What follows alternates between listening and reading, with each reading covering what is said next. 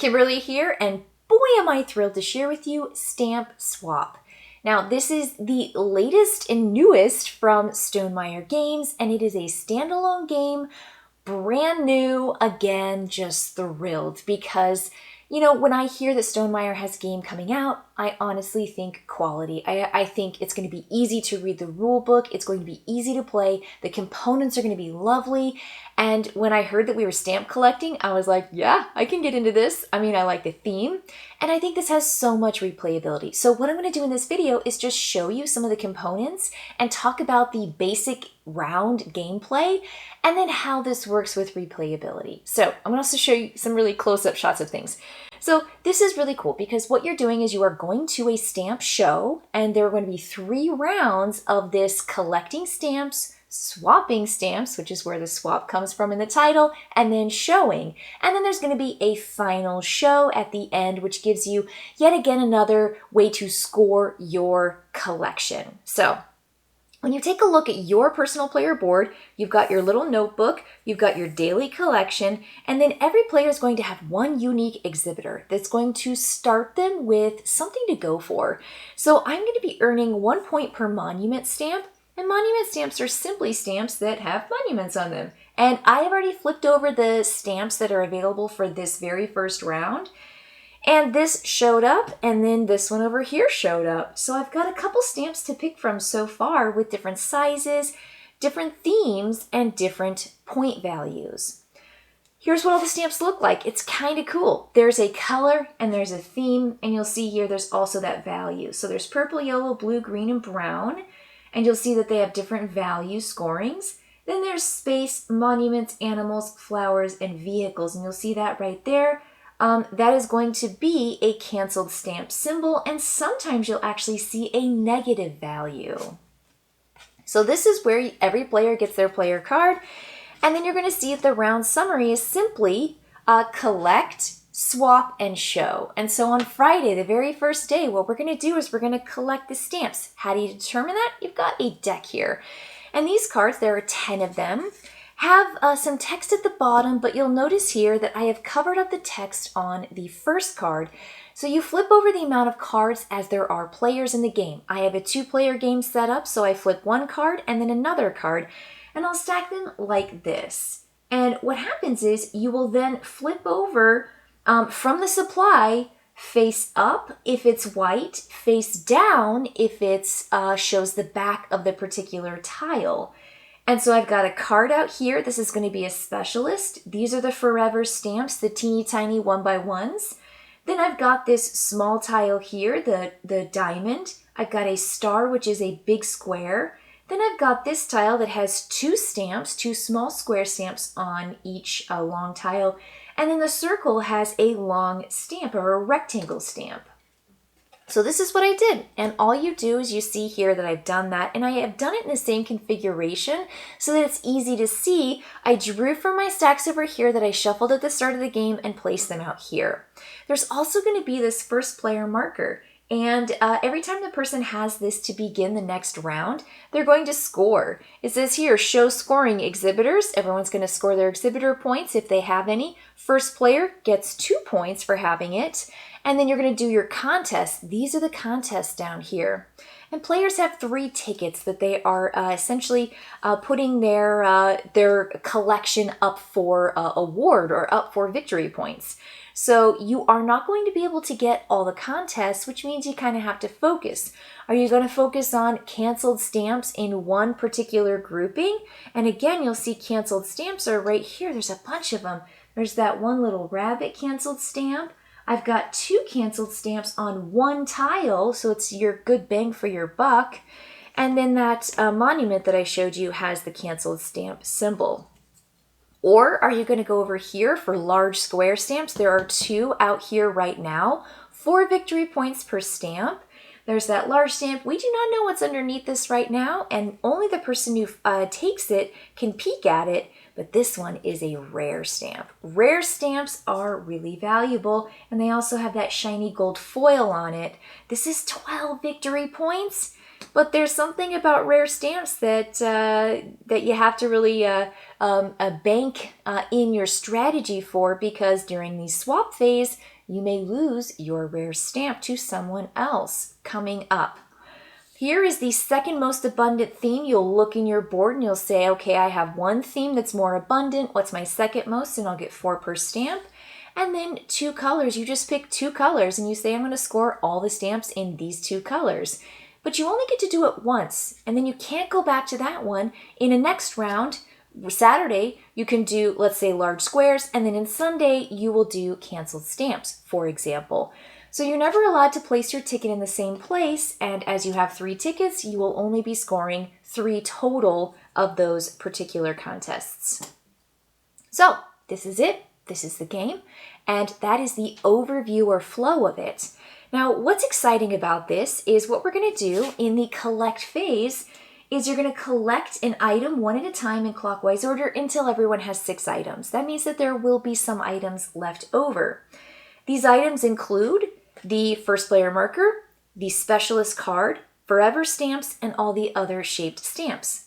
Then there's going to be a swap phase, and this is where you get to reserve one non-rare item, which means if you have a rare item that's face up, you can't put it in this reserve space. You have to put something else. You can reserve a card, you can reserve the first player marker, you can reserve one of those teeny tiny stamps that you have collected. You can save any face down item, again, as long as it's not rare. Then you're going to show and put all the stuff that you have now into your album and score it. So this is a really fascinating game. It's kind of like an I cut, you choose in a sense, with a little bit of strategy and some gameplay. So for example, on my very first turn, I'm the start player. What do I take? Well, there's a lot out here. I care about monuments. I care about the scoring cards. And yes, these scoring cards are going to be different every single game. But I'm looking at this thinking, what do I want to do? Do I want to just nab up this rare item? But if I take it, I can't reserve it, and then it's going to be up for grabs during the swap phase. So maybe I'm going to grab this little bitty 3 monument, because a monument is +1 for me, and it's also 3 points if I get to keep it. So scoring it at the end of the game is worth 3 points, which is great. So that's me. Next player goes. Let's say they nab this. They're going to take this 12 and they're going to put it in their pile. Let's have their pile right over here. They take the 12 and they say, that's mine. And then it comes back to me, since this is just a 2-player game. And I probably want to grab the other monument. Again, I'm really looking for those tiles that are going to benefit my game. And then maybe I'll think a little bit more about canceled stamps, or I'll think a little bit more about my 2 colors and things like that. Well, my opponent says, oh boy, I see an opportunity here to take that first player marker. So they take the first player marker and they put the tongs in one of their spaces. And then I say, I want to take this card. Now, the cool thing about cards is that they are active all the time, whether you have it forever or whether you have it temporarily. So if this is in your play area, you will get to do this thing. So it says after you cut, if one of your piles has fewer than 2 visible themes, you may draw and reserve 1 stamp face up. And if you own this at the end of the game in your specialist area, you get 2 victory points.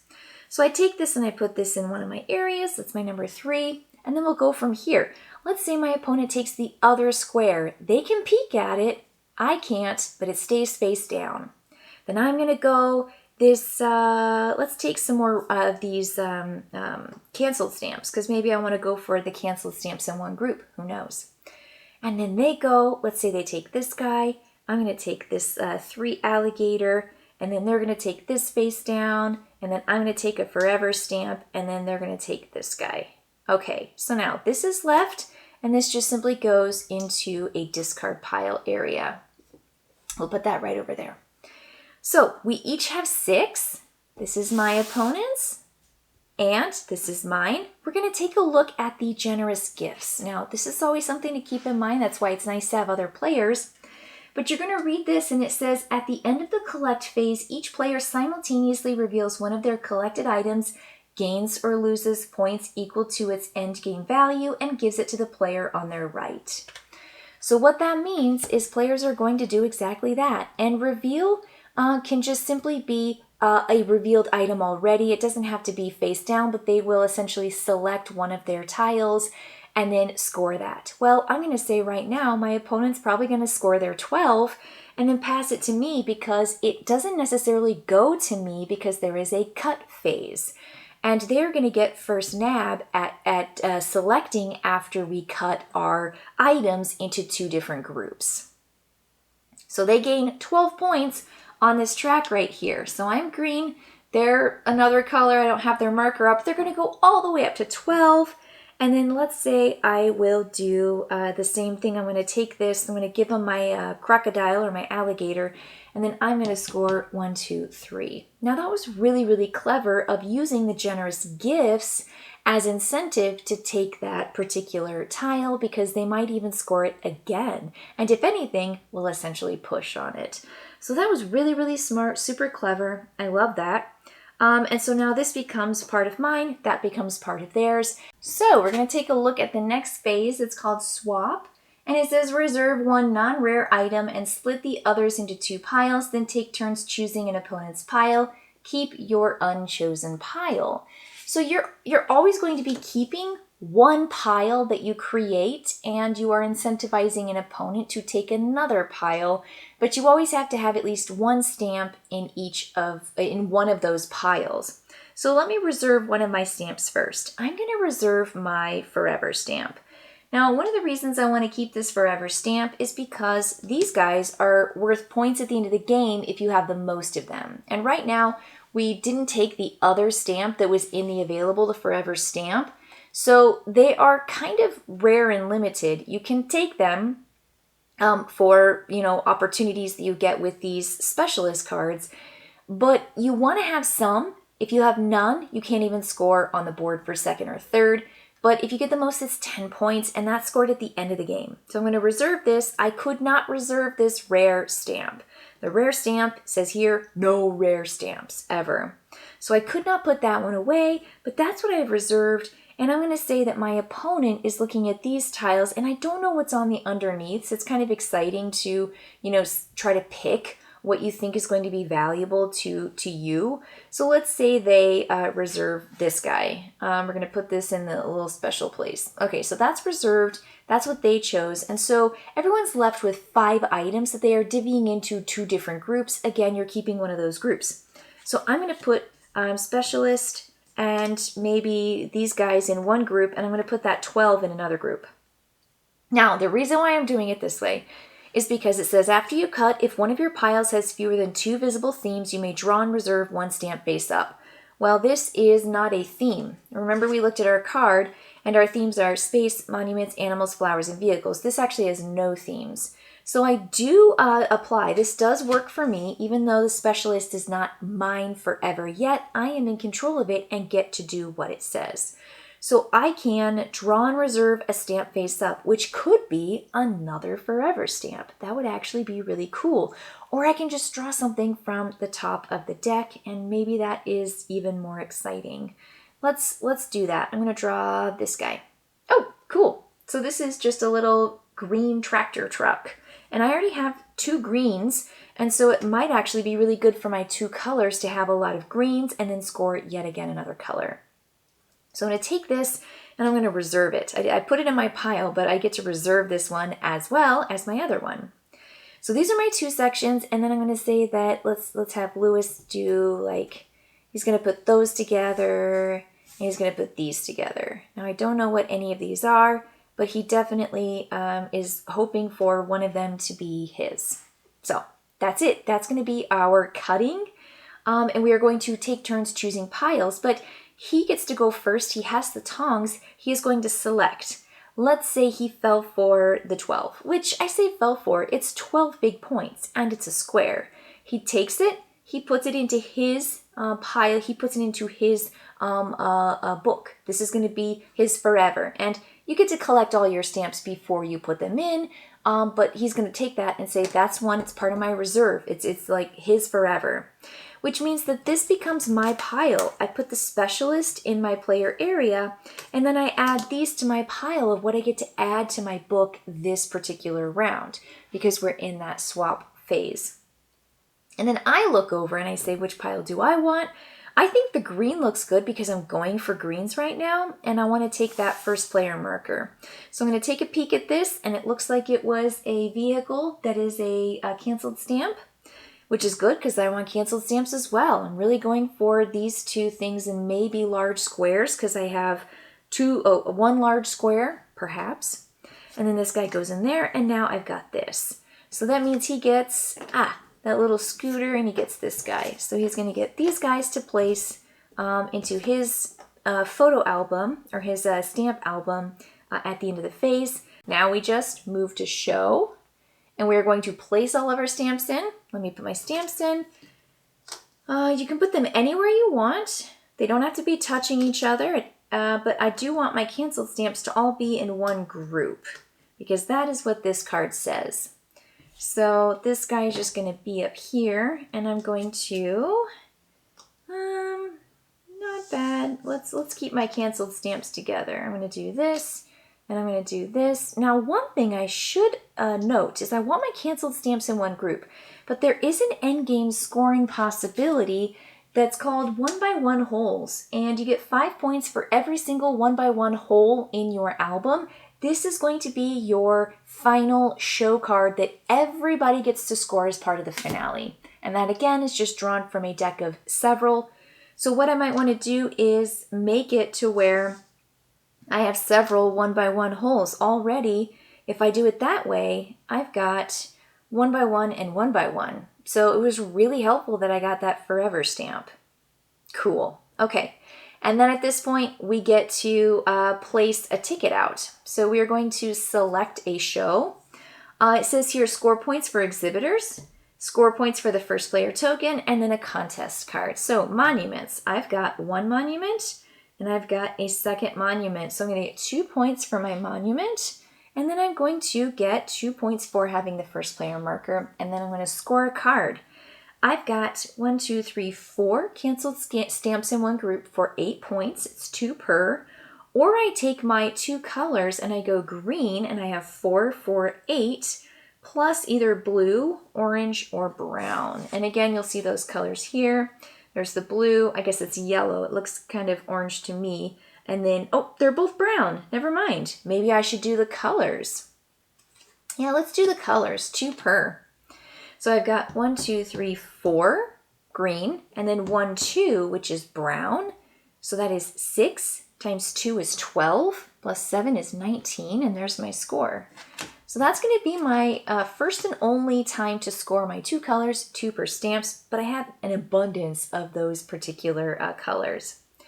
That is going to be That's going to be it. That's all. We're going to move to Saturday, and we're going to set up new cards. We're going to add to our collection. Once you've placed stamps in your album, you can't move them. And then we will do Saturday, we'll do Sunday, we'll get to the end, and we'll do final show where we look at the amount of forever stamps. You will score up your stamp values. That's where you get to actually score. For instance, I get 3, 3, and 3 for this. Specialist cards, you score your 2 points for those. And then the finale contest, which I've already gained 10 total points for 2 1x1 holes, 5 points each. So this is Stamp Swap. Boy, is it fun. It has a lovely scalability from 1, yes, there is a solo play and a solo variant, all the way to 5 players, which is why the time on it says 20 to 60 minutes to play. I would say for a regular game, 2 or 3 to 4 players, expect 30 to 60 minutes to play this, especially if it's your first time. There's a lot to like here, and as you can see, there are a ton of stamps. It is delightful. I will say that the very first time I played it, I had a little bit of a hard time recognizing the different kinds of stamps, the colors of stamps, and the themes, because they're not wholly differentiated. You sometimes have to just say, that looks like a vehicle, or that looks like an animal, or that looks like a monument. So when you look at this, make sure that you are double checking, like it just looks like space stuff. You have to just kind of know what space stuff looks like. So a little bit at the beginning, but I think after multiple plays of this, I started to really recognize the space, the animals, the monuments, and even in a game right now, I was thinking that one of my tiles was yellow, but it actually was brown because it had a lot of kind of reds on it.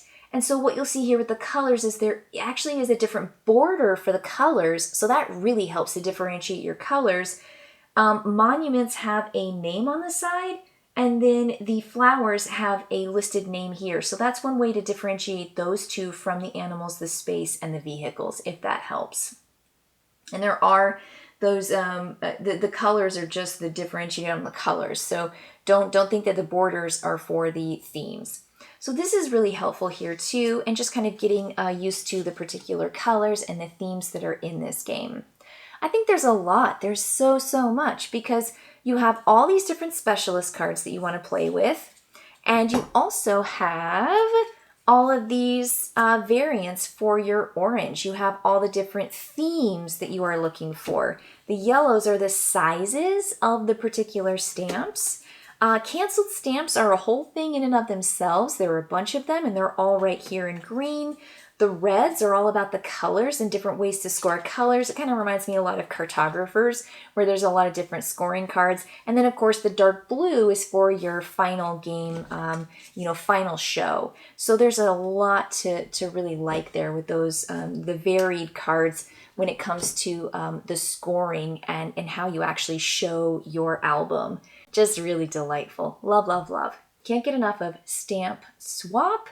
I hope you're excited about it too. Thanks for watching, and I'll check you later. Bye, everybody.